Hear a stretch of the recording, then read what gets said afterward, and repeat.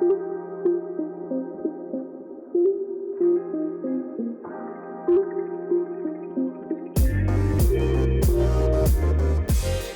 et bienvenue sur Storylifique, le podcast 100% outdoor. Dans ces extraits, vous allez faire la connaissance de Jérémy Biget, grand amateur et même professionnel de la montagne, qui vous partage son aventure chez les Fils du Vent, une longue itinérance à pied sur la route de la soie parmi les montagnes du Kirghizistan et du Tadjikistan. Une belle aventure qui a donné lieu à un documentaire, dont vous entendrez des extraits dans l'épisode, merci Jérémy pour l'autorisation, et à un livre que je n'hésite pas à vous recommander chaleureusement.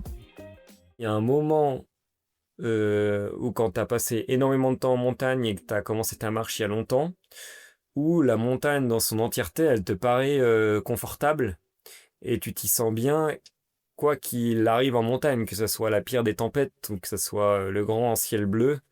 La montagne, elle t'est devenue, c'est un peu devenu chez toi parce que tu as tellement t'as tellement vécu des expériences variées en montagne que finalement tu deviens très adaptable à tout ce qui t'arrive. C'est comme, je crois que je dis à un moment dans le livre, je compare ça à une pâte qu'on pétrit.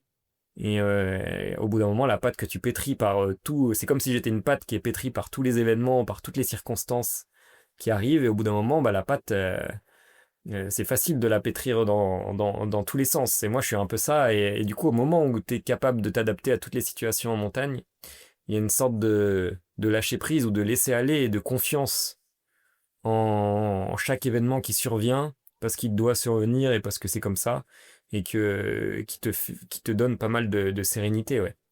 Et après, pour revenir sur l'échange avec la montagne, des fois il y a des sortes de presque de signes où ça m'est arrivé en montagne, pas forcément en Asie centrale, mais d'hésiter à partir sur un col alors qu'il y a l'orage et que là je fasse 50 mètres et qu'il y ait la foudre qui s'abat à 100 mètres de moi, quoi.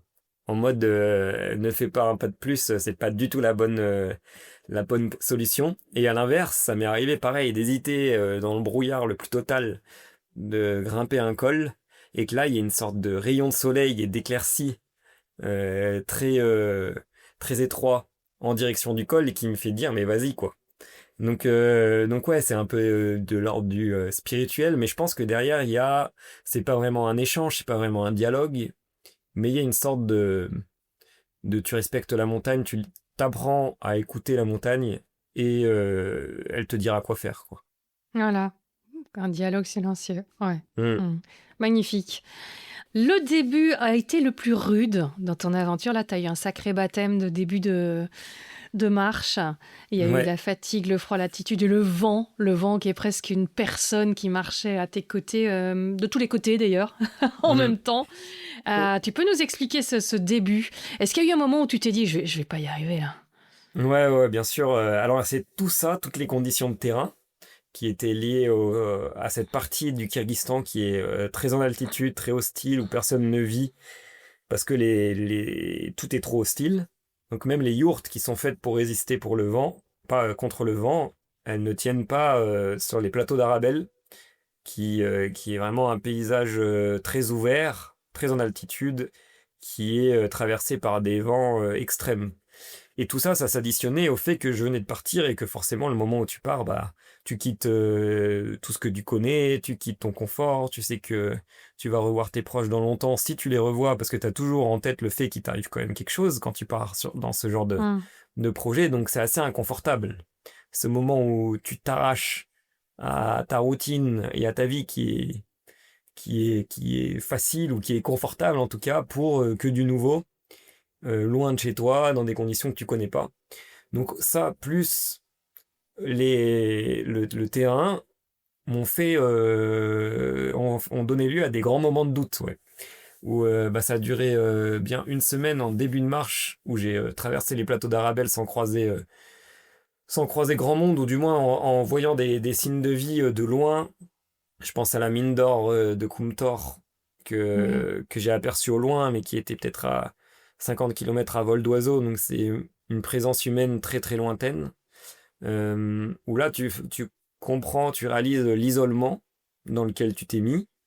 Tu réalises justement quelles conséquences peut avoir un accident en ces lieux alors qu'il n'y a personne qui peut venir te chercher rapidement. Et forcément, ça te met dans un état de très grande vulnérabilité où tu te sens très fragile.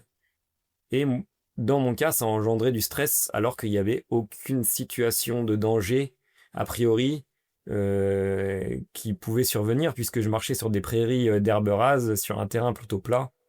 Et il n'y avait rien qui pouvait me tomber sur la tête. Il n'y avait pas de crevasses dans lesquelles tomber. Voilà, j'aurais pu me tordre la cheville, quoi. Mais à part ça, mais juste le fait de savoir que j'étais dans cet isolement le plus total, et bah forcément, bah, ça te met dans des états particuliers. Et moi, ça a été du stress et une sorte de vertige de la réalisation de l'immensité qui m'entourait et de moi au milieu, quoi.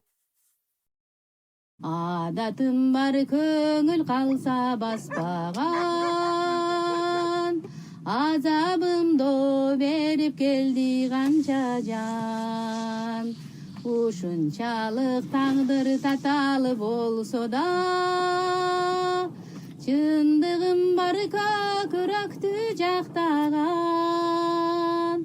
Дилим таза ниет жүрөгүм, Кудайы күбө өз жолумда жүрөмүн.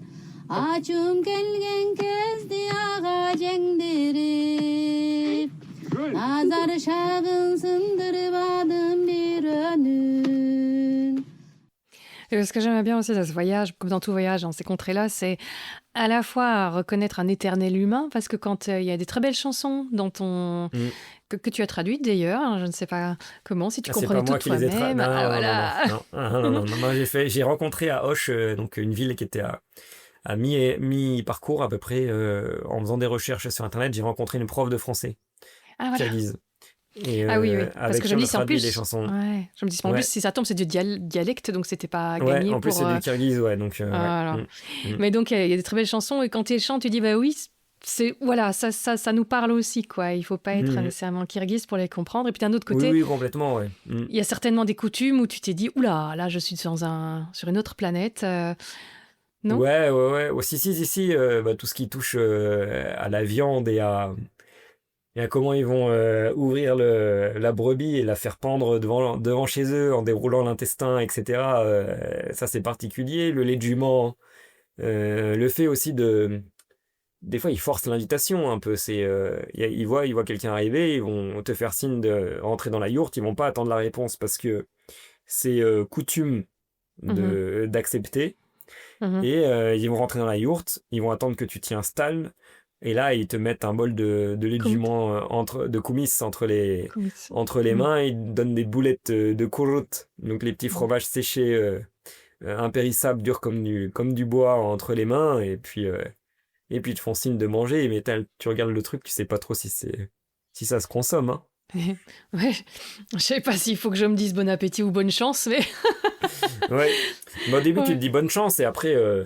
le corps, il est quand même bien fait. Donc, si tu y vas petit à petit, au bout d'un moment, j'étais très content d'arriver à boire mes bols de koumis en entier. Et presque à les apprécier. Enfin, je sais plus lequel y avait laissé la peau quand même. Mais je suis pas sûre que ce soit dans ces régions-là, mais d'avoir voulu goûter à manger comme les autochtones. Oui. Après, c'est un peu c'est le prix à payer. Il y en a un qui n'en est pas revenu. Ouais. Je sais pas ce qui était le plus risqué, le koumis ou les cols. Mais après, je me dis...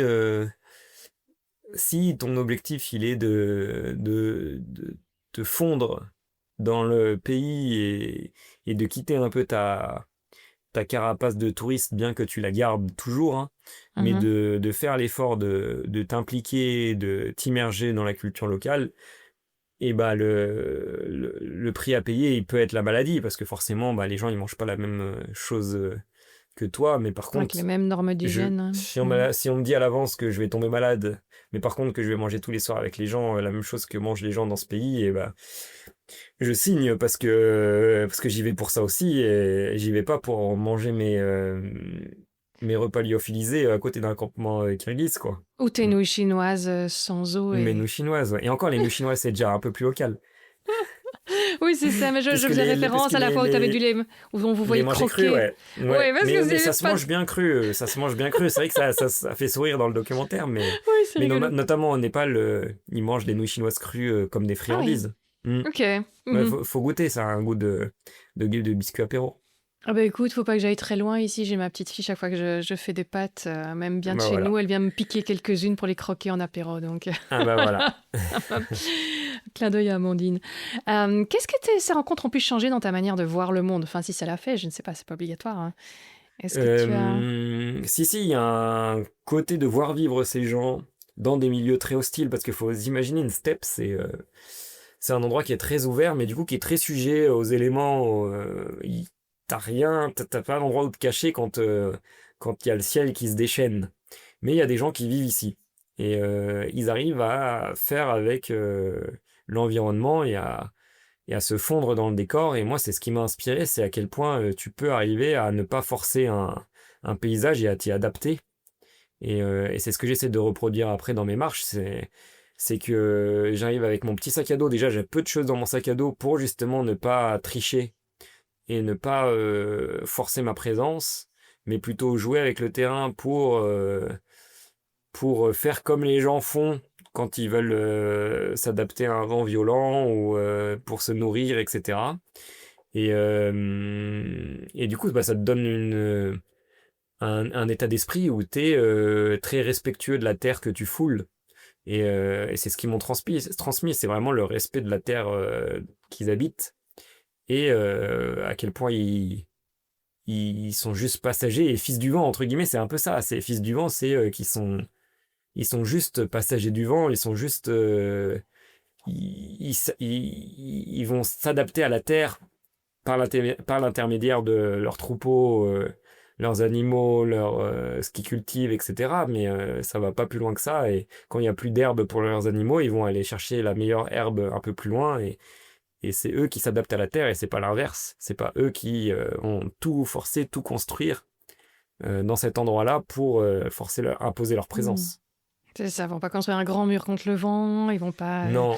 les forcer à tout bétonner pour avoir facile le dans les marécages. Et au final, là où il y a trop de vent, ils vont pas chercher à s'installer. Ils vont pas chercher à s'installer et puis voilà. Ouais. Et ça, en fait, ils ont peut-être plus conscience ils ont plus un sentiment d'humilité par rapport à nous. En tout cas, ils ont plus ce sentiment d'humilité par rapport aux sauvages et à la montagne qui est là depuis bien plus longtemps, qui est bien plus forte, qui a le dernier mot.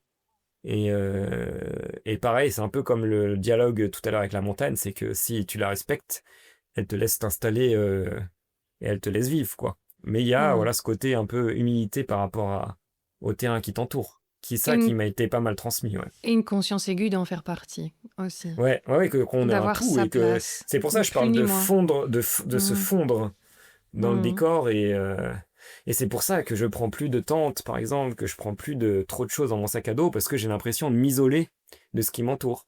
Alors que quand tu dors juste abrité par ta bâche de bivouac qui est ouverte, tu ressens le vent, il y a les insectes qui peuvent venir. Quand il y a un bruit autour de toi, t'as juste à ouvrir les yeux et tu vas voir l'animal qui passe, tu vas voir les étoiles, tu es réveillé par le soleil qui se lève, et ça te reconnecte à tout ce qui t'entoure. Si cela t'a plu, on se retrouve pour la version complète dans l'épisode 146, avec des extraits sonores donc du documentaire de Jérémy pour agrémenter tout cela. N'hésitez pas à parler de cet épisode à un ami ou à un inconnu pour les plus audacieux. Vos recommandations sont vraiment ce qui aide le plus le podcast et ça, c'est tant mieux. Vous pouvez vous abonner à la newsletter ou aux réseaux sociaux de Storylific, tout est repris dans les notes. Vous pouvez aussi écrire un avis sur votre plateforme d'écoute, les recommandations aide énormément le podcast à se faire connaître.